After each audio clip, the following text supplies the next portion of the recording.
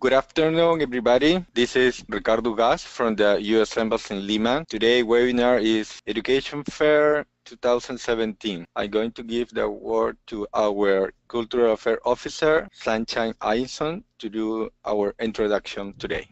Thank you so much, Ricardo. As Ricardo just mentioned, my name is Sunshine Eisen, and I've just arrived in Lima about a month ago, but I've had a lot of experience working with Education USA in many different continents, and I'm a huge fan, especially because I know how much my own international study experience opened doors for me and led to this amazing career.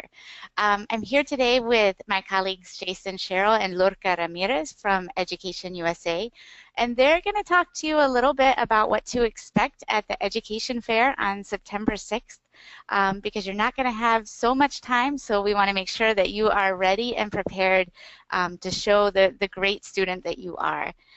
Before I turn it over to Jason, I want to mention that you can go ahead and start typing any question you want into the chat box now, but we're not going to start answering questions for a few minutes until Jason's had a chance to tell you the basics.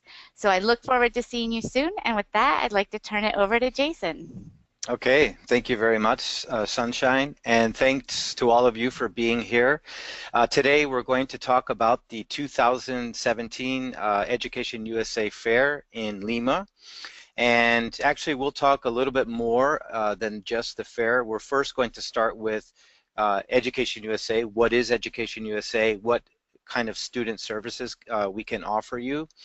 And then we'll talk about specifically the fair, going to the fair, and how you should handle questions and what the experience will be like going to the fair. So as you can see, our circuit is actually the South American circuit. It starts in Brazil. It actually already started in Brazil, and then it does a lap around South America. And actually we do not have the fair this year in Caracas, so it will finish in Bogota, and you can see that Lima is just a little bit past the middle of the fair circuit.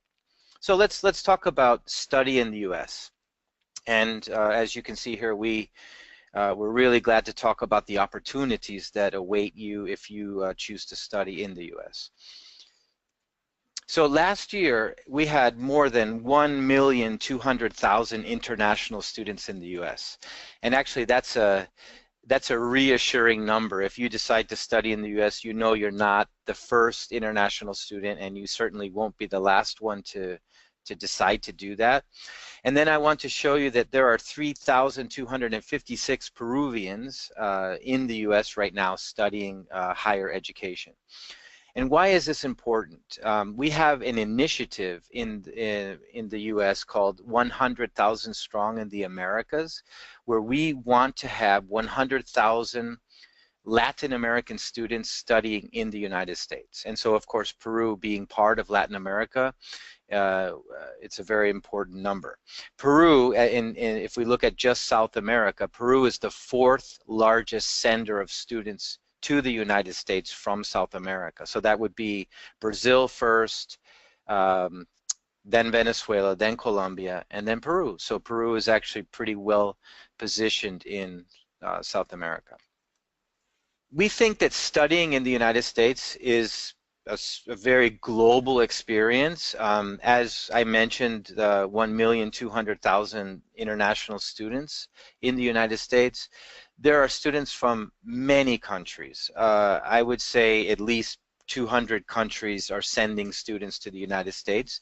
So you will certainly make friends, but more than just friends, you will make professional connections that will be very important for the rest of your life. And you will see that studying in the United States is quite different than studying in Peru. Students identify with their universities. It becomes a part of you. It becomes a part of your life. In many cases, in most cases, for especially undergraduate students, you will actually be living on the campus. And so sports are a very important part of the university experience, having roommates, and as I mentioned, many of those roommates are from many different countries. So we want to really emphasize that. We'll talk a little bit next about why we think the United States is a great option for many of you, and we focus on 4 critical points. Number one, we talk about quality. Education USA advisors only work with accredited universities. But having said that, there are 4,000 accredited universities in the United States, so, or more than 4,000. So we believe that is a great quantity of options.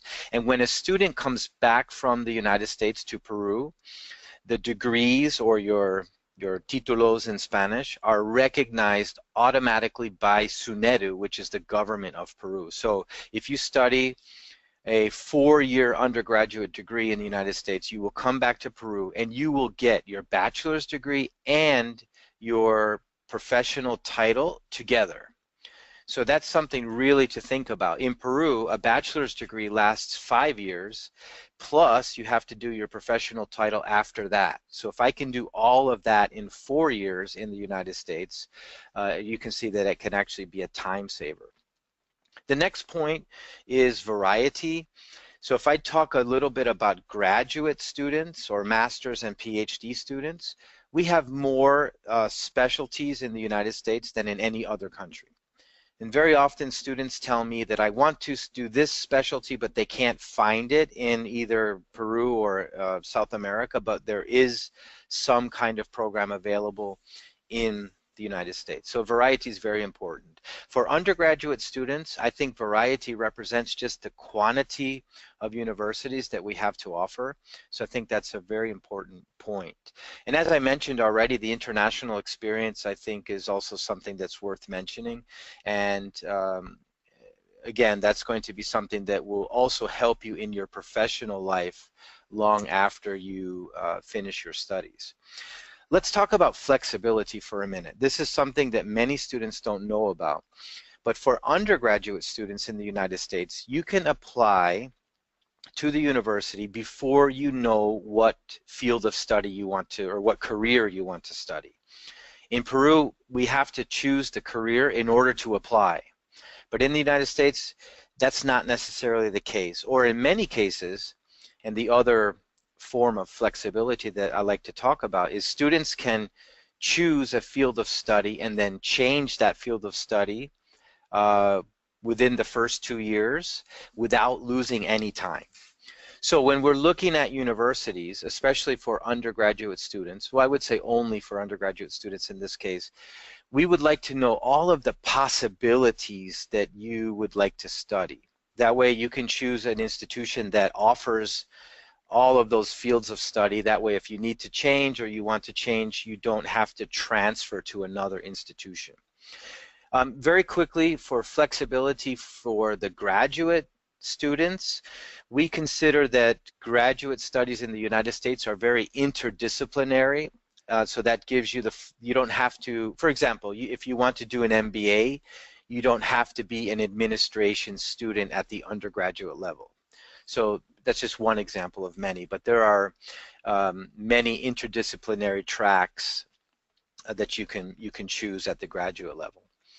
Again, I just want to stop right here and mention we have 10 Education USA offices in Peru. So, you know, this information might seem like a lot of information at the very beginning, but what I want to say here is just find one of us and talk to us. We're here to help you. So this process can seem overwhelming at first, but if you find an Education USA advisor, and I'll talk about our offices and locations at the end, but I would recommend having an advisor in this process.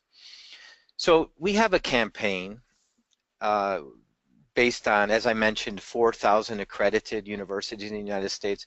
We want Peruvian students to focus on the all of the options that are available, and not just the most well-known universities that everybody knows, usually on the coasts, perhaps in Massachusetts or Connecticut or Florida or California or New York. Everybody knows those universities, they're very famous. But I want you to think about, and why not an accredited university that could be in Ohio or Indiana or even North Dakota, South Dakota, Oklahoma, for example. Remember, we have 50 states in the United States, and every state has several accredited universities and at least one research university, which are the universities that focus more on research related fields. So this is very important. I'm lacking 2 states here. We don't have Hawaii and Alaska on the map, so I apologize for that, but they also have fantastic universities. And just remember, the United States is divided into 6 regional accrediting bodies, or 6 regions. So for example, Harvard University or Harvard College is in a region and it is accredited with perhaps 800 or 900 other universities in the same accrediting region. So again, I just want to mention that for us, the accreditation guarantees quality, and that is also what SUNEDU looks at, which I already mentioned in Peru. So here you just have some examples of names. I've already mentioned the quantity of universities that we have. Be very careful with names. As I mentioned, Harvard College and Harvard University. Harvard University is for graduate students and Harvard College is for undergraduate students. So just be very careful. College does not mean a lower level of study, as does the word institute. For example, you see on your screen Massachusetts Institute of Technology. In Peru, institute is a lower level, or a different level, I should say a different level of study, but not in the US. Institute, for example, Massachusetts Institute of Technology, they have bachelor's degrees, master's degrees, and doctorate degrees. So I don't want you to think that an institute is something different in this case. So just be careful of the terminology that we use. So let's talk about Education USA. And again, I mentioned the services that we offer. What we like to do is offer charlas or talks to students in groups. So for example, many of our centers in Peru offer weekend talks or charlas. At the Fulbright Commission where I work, we offer 1 free monthly charla, and then we want to talk to students individually, and that's where you see represented in this image. So the idea is to talk to groups. We will also be doing charlas at the fair, and I'll talk to you more about that in a minute. And then afterward, as I mentioned, we encourage you to get in contact with an advisor, and then we help you with the process. So let's talk about student profile, and I want to just make you understand what I mean by student profile. So let's talk about Peru for a minute. If I want to study at San Marcos, or let's say Católica or UTEC or UNI or UNASAM or UNAP, any university in Peru, I have to take an admissions exam. So basically for Peru, the student profile is the score of your admissions exam. You know, everyone knows that not all of the students get into San Marcos the very first time they take the exam. So the score of the top performing students will get them accepted to the university, and then the other students who are not accepted, it's because their score is too low. So in Peru, again, let's just make sure we understand this term. The student profile in Peru is a score. So what about the United States? Now I'm mentioning student profile because this is the foundation of the questions you're going to ask advisors or reps, so I should say the university reps at the fair. Remember, part of going to our fair is having a very good list of good questions. So basically we'll talk about student profile in the United States, and that will be the basis of the questions you can formulate. But before we go into that, look at the image on your screen. You have a little kitty cat looking at a lion. Well, what's happening here? The student looks in the mirror and doesn't recognize his student profile. And so this student might apply to the wrong universities because he or she does not know what his or her student profile is. So let's go into that now.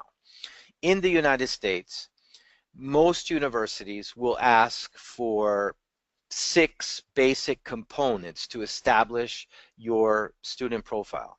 The first one is English, and for that we have what we call the TOEFL IBT English test. The second one is your grade point average, which means if I'm a high school student, I will have to get my grades from my high school and send them to the university. If I'm a graduate student, I will have to get my grades from my Peruvian university and send those to the university in the United States. Then they will ask you for your CV, a student CV. And on the CV, they're looking at many different things. For undergraduate students, they're looking at extracurricular activities, accomplishments, awards, or here it says prizes, things that you've won, leadership.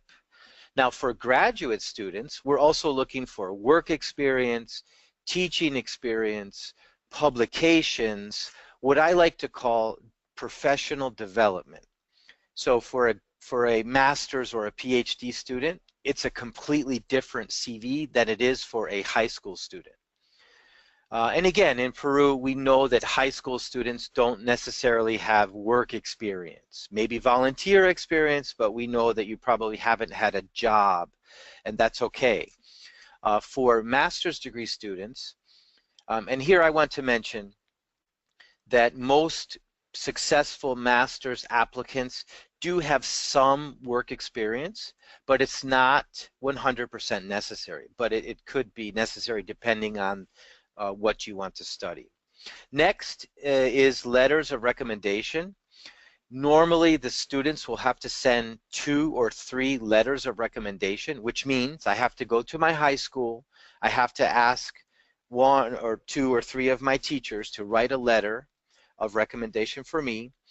Now for graduate students, that could mean university professors in Peru, but it also could mean supervisors if you are in the workforce right now and you have some work experience. And typically, the more work experience you have, the more the university will accept a letter of recommendation from a boss or a supervisor, as I mentioned. The next component of a student profile in the United States are the essays. For undergraduate students, they will ask you to write 1, 2, or 3 small essays to try to know a little bit more about you. Usually these are very personal topics, as it mentions on your screen, adversity. They might want to know how an undergraduate student handles problems and what you learned from these problems in your life. Now for graduate students, it's going to be a completely different essay. You will have to talk about basically 5 different areas, but you will have to explain the needs of Peru for your certain field of study. You have to explain how you are a qualified student. You will have to explain how the U.S. university program is the right one for your research needs or your field of study. And then you have to talk about what you want to do in the future. So again, this is a very complicated topic. We suggest that you work with an EducationUSA advisor to get help with these essays. And the last component of a student profile for the US is an aptitude test. Now I want to clear this up. In Peru, we take an admissions test, which means my score gets me accepted in the university or not. But for an aptitude test, it's a referential test that it helps them to understand if you will be successful academically. So there are students that have perfect scores on these tests that do not get admitted to some universities just because they are lacking another component of the student profile. So what I want to mention, just to finish this point, is that the 6 components of the student profile, we call this a holistic profile. The university will consider all of these things kind of as a package. So again, I don't want you to confuse an aptitude test versus an admissions test, although perhaps the content is very similar. I mentioned here SAT, and there should be a space there, or GRE. So SAT is the aptitude test for undergraduate students, and GRE is the aptitude test for graduate students. So let's talk about the process that Education USA advisors can help you with. We call this your 5 steps to US study. And there are 5 steps. So the 5 steps are researching your options, finance your studies, complete your applications, apply for the student visa, and then prepare for your departure. So basically right now you are in the researching your options phase and perhaps also looking at financial aid, financing your studies. And though that's kind of where you are now if you're thinking about going to the Education USA Fair. So the very first option, as I mentioned, we have 4,000 universities in the United States. So we will start to reduce that number as we filter or look at a certain field of study. Not all universities offer the same field of study. Also, selectivity is very important. As I mentioned, that the students need to identify their student profile before you randomly apply to any university. And the better, or I should say the higher your student profile is, the more competitive of a student you are in terms of your grades in high school, your aptitude test scores, your English score, the quality of your essays and letters of recommendation. The more competitive you are as a student, you can apply to more selective universities. So I want to give you an example of what selectivity means. Everyone knows the university, or Harvard University, so I like to use that as an example. Harvard receives around 40,000 applications a year, and they accept 1,500 of those. So that is a 6% acceptance rate. And then only 4% of the students actually decide to study at Harvard. So around 1,000 students start their undergraduate studies at Harvard every year. So that means 96% of the people that apply to Harvard don't study at Harvard. So that is an example of a very selective university. Now I'll give you an example of the other extreme, a community college in the United States. A community college has a much higher acceptance rate, in some cases 95%, which means almost everyone is getting accepted to the community college. And then from there you just have to look at your student profile and which of those 2 kinds of institutions would be the best for you to study.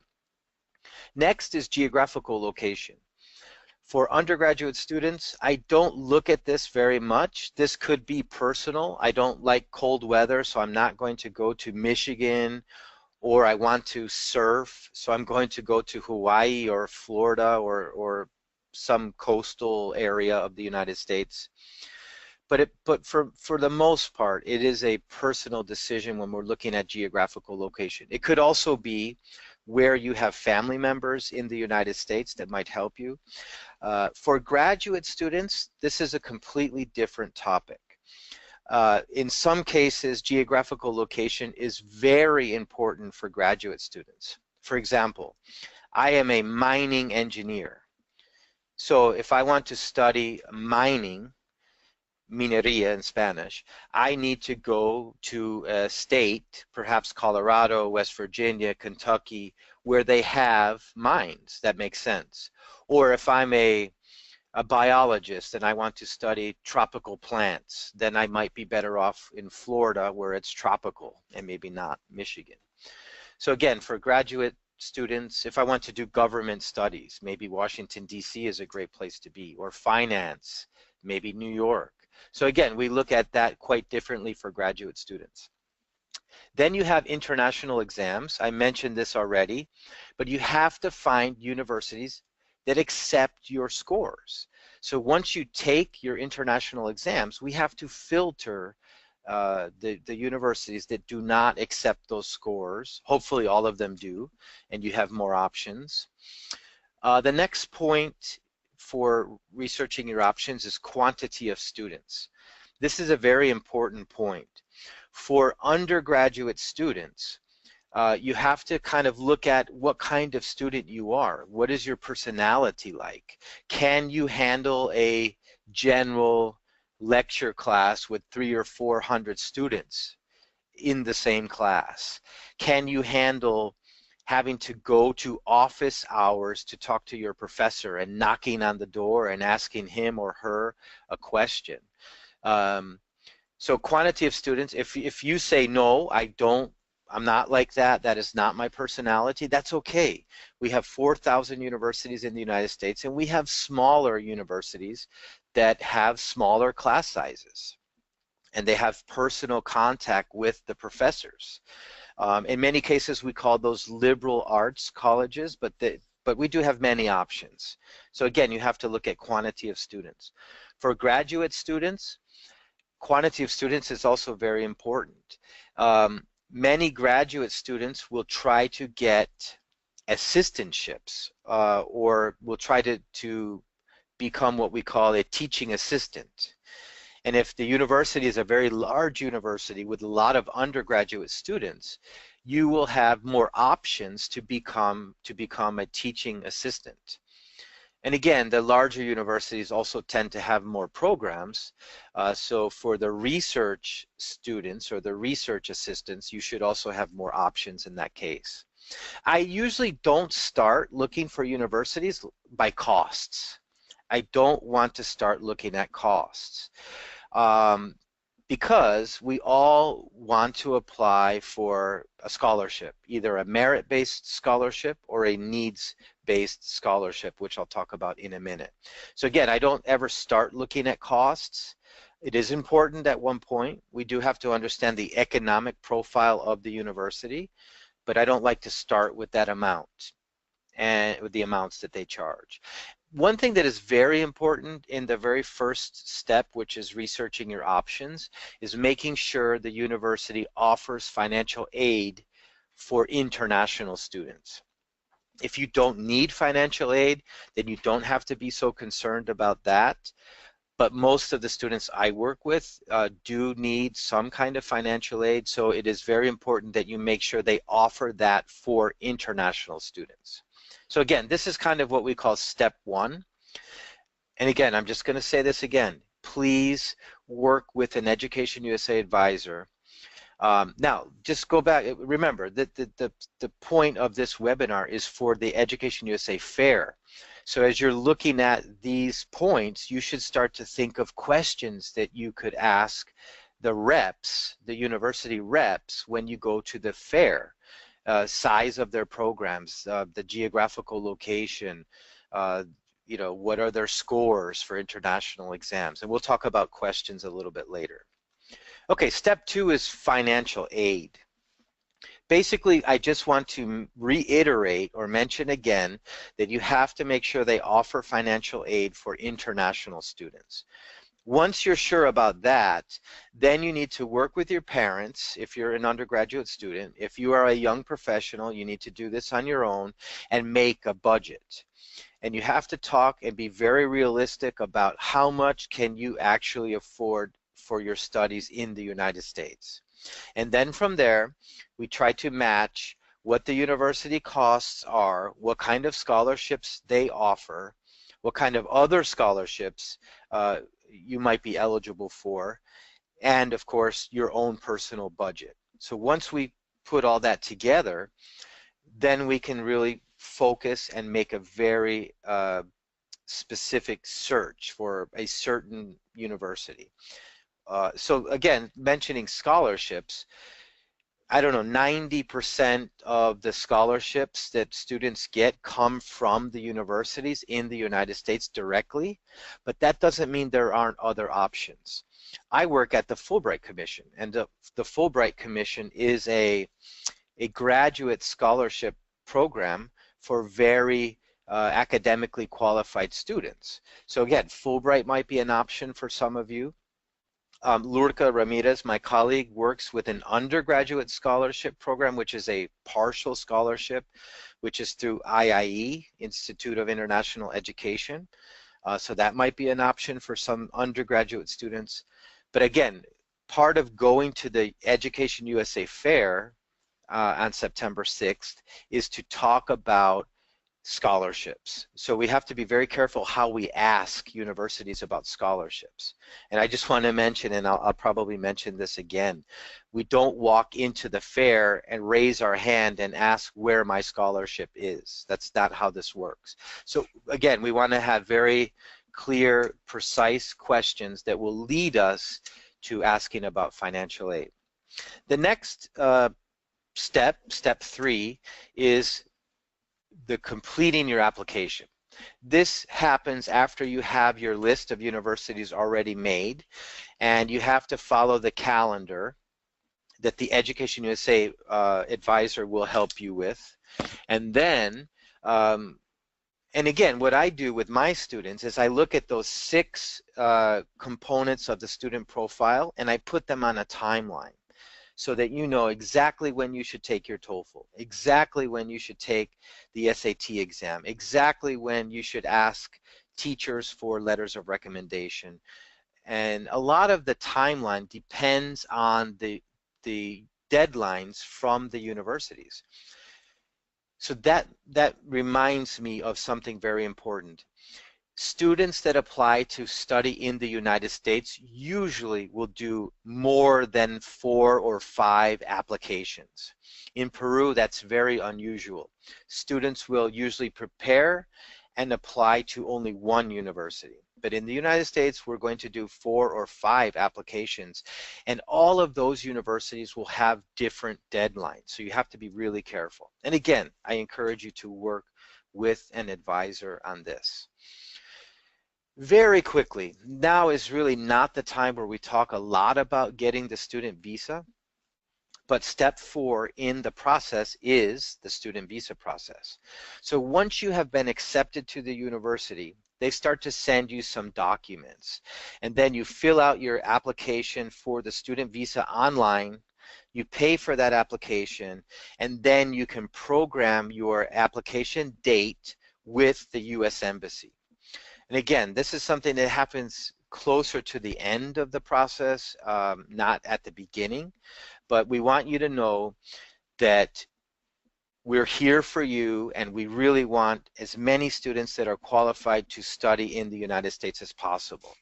This is a very quick interview. It's a very precise interview. I'm not going to talk a lot about it, but I will say that you have to have all of the documents that they need. So that's an acceptance letter. You have to have all of the documents the university sends you, your passport.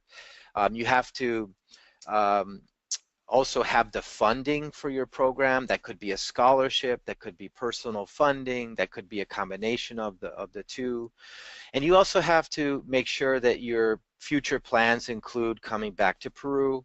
And then once all of that is in order, you have to make sure that you can talk in English during the student visa interview. That is also a rather important part of the process, because you're going to study in English in the United States, so they want to make sure that you are ready for that. The next step in our process is the last one, step 5, pre-departure orientation. Every year, Education USA brings all of the students that we know about that are going to travel to the United States, and we bring them together at the U.S. Embassy in Lima, and we offer them a free event, which is almost a full day, where you can talk to other students who are just like you. You can talk to students who are already in the United States, Peruvian students who are already studying. You can talk to American students who can give you their perspective on the differences between American and Peruvian professors, and what to expect. This is a very important part of your success. We also talk about culture shock, which happens to many students after you start to live in another country. This is also very important. So again, this is just something we'll talk about later. This happens at the very last part of the process. So let's talk about the fair now.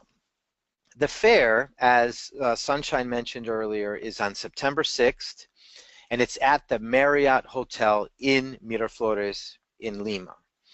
And there's a picture of the front of the hotel. It is a big room where a lot of universities, this year we have more than 35 planned on coming. Each university will have a table, and the table will be set up around the inside of a very large room. So why is that important? We don't want you going to the fair and just wandering around trying to find you know, what you're looking for. So as you enter the fair, we're going to give each student a map, and the map will give you the list of universities and show you where they're located. And again, I do want to mention something else here. At our fair, most of excuse me, most of the universities will excuse me, will have information about all of their programs, but we do have some universities that are very specific graduate only programs. For example, this year we have Yale School of Forestry and Environmental Engineering. So yes, everybody knows what Yale University is, but they are not there to talk to high school students because high school students are not ready to get a master's degree in environmental engineering. So we have to be really, really careful. We have to understand. I should give you another example. We have the Boston School of Architecture, and that's a graduate only program. So again, we don't want you just running over to the Yale table if you are not an environmental scientist or engineer and you're not a master's degree candidate.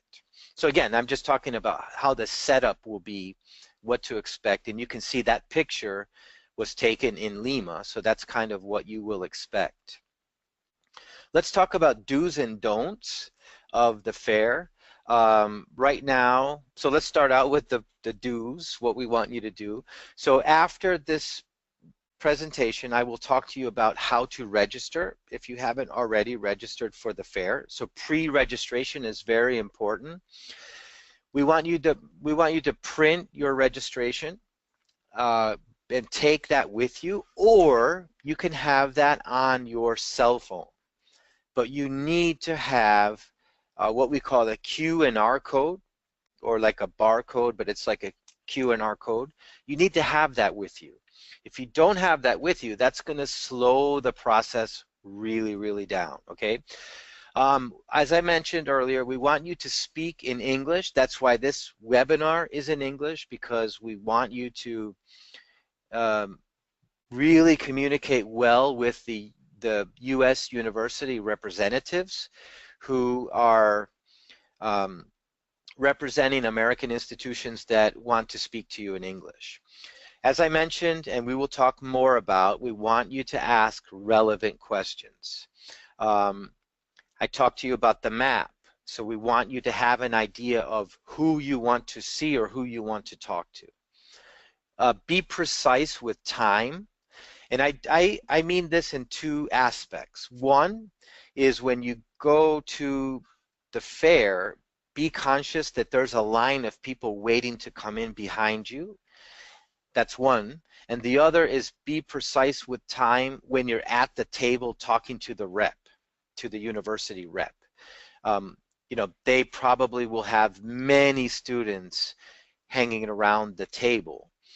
So that's why I say be respectful to others in both sense. Also, be attent or be aware of what other students are asking. Maybe you have the exact same question and we don't want to repeat the question that was just answered. So that's another important do. The last one I mentioned here, it's kind of optional, but I think you should have business cards. Many universities will scan your Q&R code to know who they talk to, or they will ask you to write your name and your email and your phone number down on a piece of paper. So if you have a business card ready, and this is especially important for graduate students, you can have a business card and start to give that to the reps. It's not a requirement, but it is a recommendation. So I don't know if you can see this screen very clearly, but here are some questions, and I want to mention that you can download these questions from this presentation. I have them attached as a Word document, so please download these questions. I don't have a lot of time to go over all of these right now, but take a look at these questions very closely. Academic questions include what opportunities do you have in a certain major, which is a field of study, or carrera in Spanish. What differentiate your program from other programs? That might be important for graduate students. For undergraduate students, if you want to change your major, I already talked about that. Other questions about coming home for a semester. Here are some really good questions for financial aid. You know, how much is it going to cost? What about other fees and costs? We want to make sure that we understand all of the costs. We don't want any surprises. And again, I mentioned scholarships for international students. And they may have many. They might have a Latin American student scholarship. They might have a scholarship for students who have a really high TOEFL. They might have a scholarship, a presidential scholarship for the best SAT scores. So you have to look at the different kinds of scholarships, and most scholarships are stackable. You can put them together and get even more financial aid. Again, another very important question, separate deadlines for admissions. I had a student who was accepted to the university, but he did not get financial aid because he did not apply for it, and he didn't know that. So that's a good question to ask.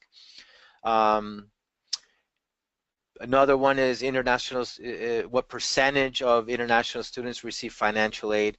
What I like students to do is to develop an economic profile of the university, to try to understand, you know, after I get all of the scholarships that are available, how much am I really still going to have to pay? That way I know, if I talk to my family and I know what our budget is, if I can still continue to work with that university or not. Many universities can kind of tell you what the bottom line will be. Now, many universities offer full scholarships, but you have to be very careful with that. That is a very competitive process.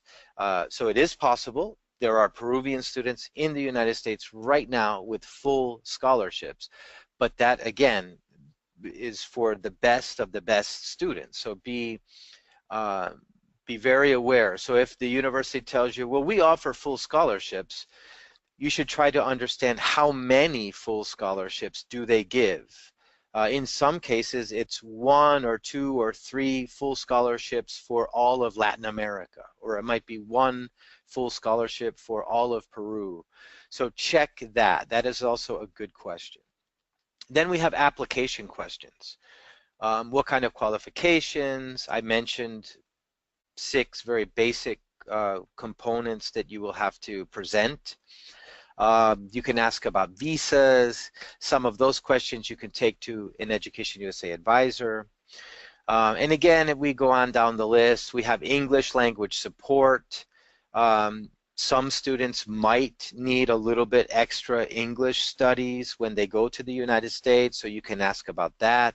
But be aware that might affect your availability for certain scholarships, so just be aware.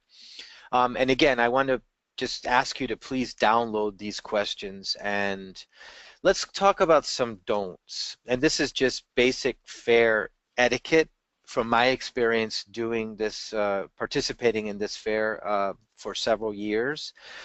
I have seen entire families go to the fair, and I understand, and I really love the fact that the mom and the dad and the little brother are supporting you, but we don't have space for everyone. So I'm not telling you, I wish I could have your family go to the fair, but we have a rule this year. If you are an undergraduate student, you will only be allowed to enter with 1 parent. If you are a graduate student, you are not allowed to enter with your parents to the fair simply because of capacity. So please keep that in mind. Also, you will be given a colored bracelet when you walk in the door, and that is going to tell us, first, you have to have the bracelet on because that means that you passed through our checkpoint. And two, that color of your bracelet will tell us when you entered the fair. So if you came in at 5 o'clock and with a red bracelet and I see you at 8 o'clock, I might ask you what you're still doing at the fair. So please be respectful of others who are waiting outside. We've actually had students waiting for a very long time in the rain outside trying to get in the fair. So please keep that in mind. I mentioned about asking the university rep, where is my scholarship? So please keep that in mind. Getting a scholarship in the United States requires revision of your academic documents. Don't stay at one table too long. Don't shove your way to the front, and please don't repeat questions. Okay, so I'm almost done and leaving time for questions with my colleague Luca Ramirez and with me. And but I want to show you this. We are offering you VIP access because you participated in this webinar. We want to give you a special color bracelet and allow you to go directly into the event. So if you would like to have VIP access, please write to that email on your screen, which is educationusa@fulbright.pe, and mention in the asunto or the subject line that you please write the word webinar, and then we will know that you are asking for VIP access, and then we will confirm that to you. We don't have a very big number of people on this webinar, so we're going to give all of you VIP access for your participation. We have hashtags, so if you're the one using social media, posting the pictures from the fair, we love that. We love you for doing that. The 3 hashtags that we have are EducationUSA Fair or EducationUSA, which is the main hashtag. And something I want to mention, this is very important for us. We have a hashtag which says, "You are welcome here." This hashtag is simply telling all international students that we want you in the United States. So please feel free to use that hashtag as well. There's a big campaign in the United States right now which is called "You Are Welcome Here," which is sponsored by the US universities and colleges that really want to have international students. So with that, I'm going to take your questions with Luca, and she's showing me how to do this right now, so please hang on. So first question is, what are some examples of internships held by students majoring in a certain field? So it looks like this question came from our example. So if I'm an engineering student or I want to study science or technology, we have a program for internships. We have 2 programs for internships. One is during your studies, which is CPT or curricular practical training, and the other is after you finish your studies, which is called optional practical training. So all of the universities offer that kind of program, but I would suggest, Sandra, in this case, thank you for the question, I think you should talk to the international student advisor on the campus of your university, because internships don't usually start right at the very beginning. So you have a lot of time to get settled at the university and then talk to the advisors, and they can tell you how to apply for those.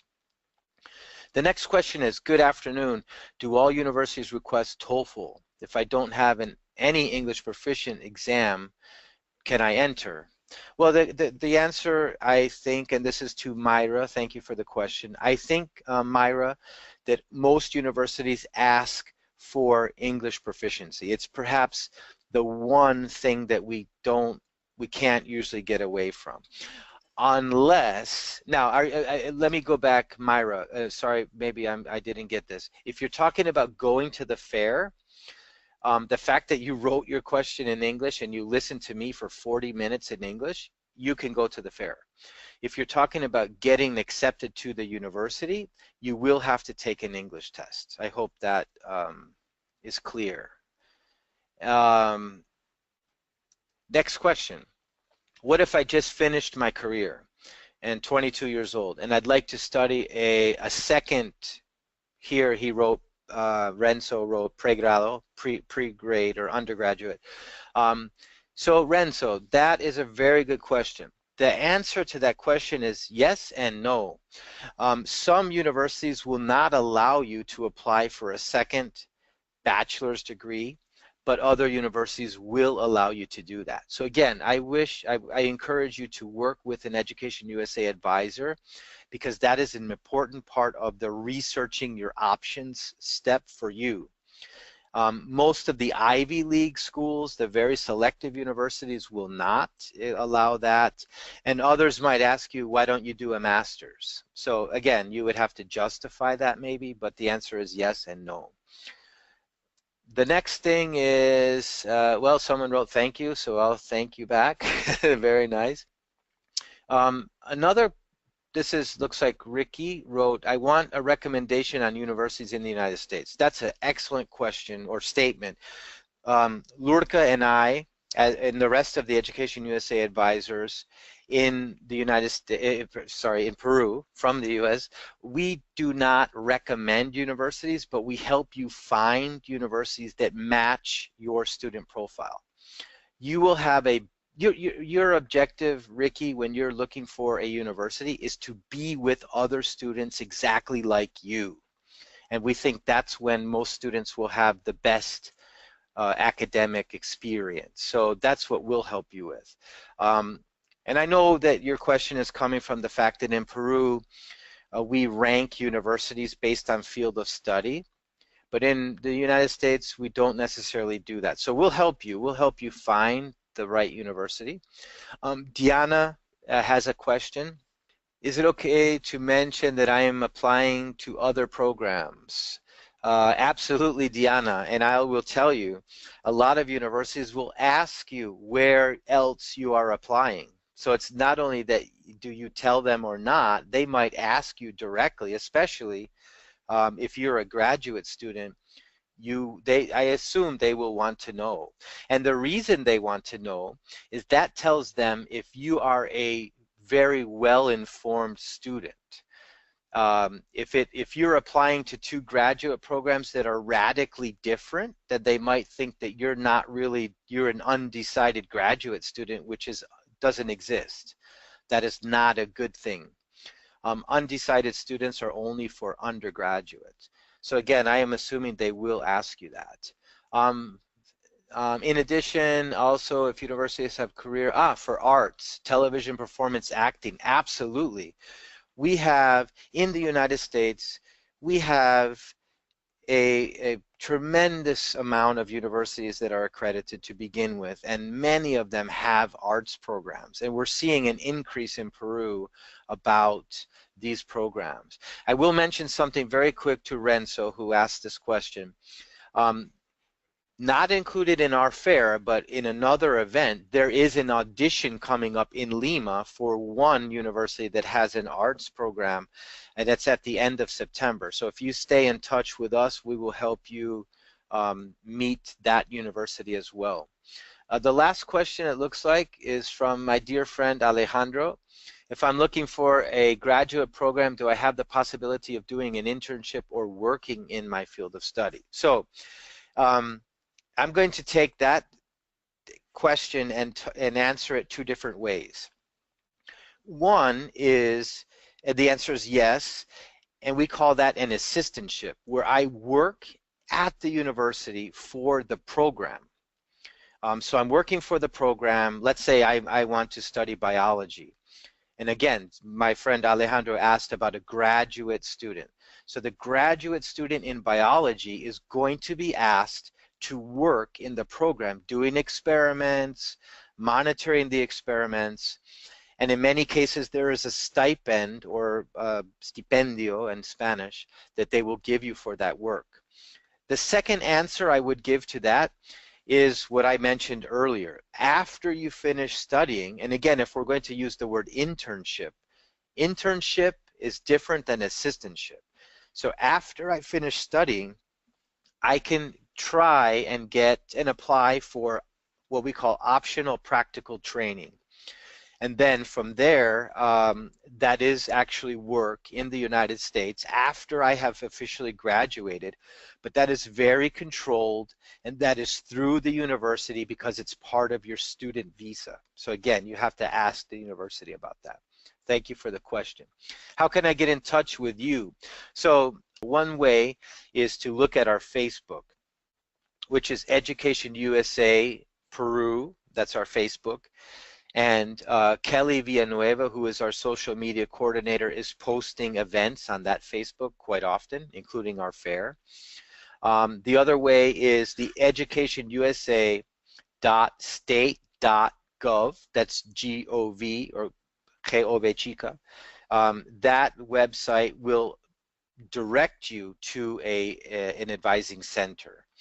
I will mention we have 10 centers. So in Piura, we are in UDEP, the University of Piura, in Piura. The advisor is Maria Inés Castillo. In Chiclayo, we are in IPNA Chiclayo.